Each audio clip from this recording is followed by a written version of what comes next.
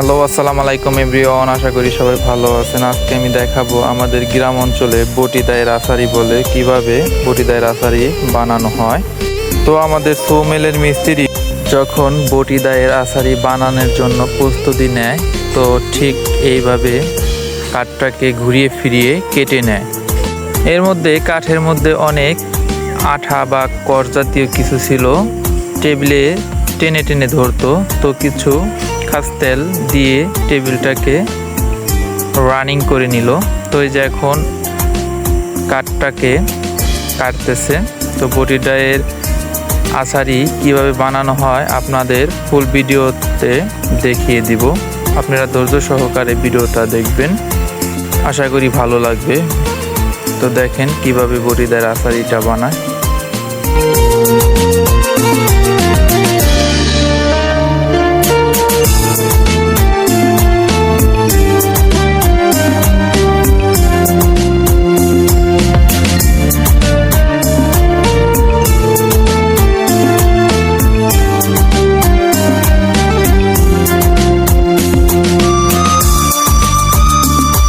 ইতিমধ্যে বটিদায়ের একটা নকশা এসে গেছে।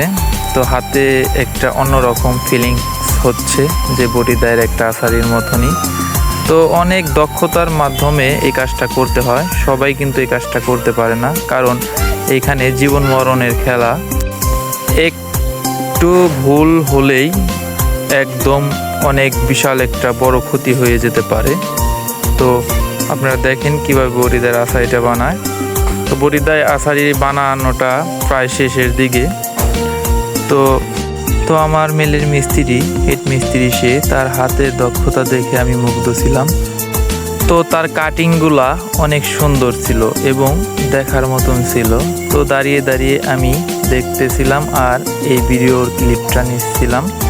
তো যে এই বটির আচারিটা নিবে, তো তাও সেও দাঁড়িয়েছিল। তো আমি তার হাতে এখন তুলে দিব বটিদায়ের আচারিটা। তো চাচা অনেক হ্যাপি ছিল, খুশি ছিল। তা দেখেন ভিডিওতে। ঠিক আছে না চাচা? খুশি আপনি?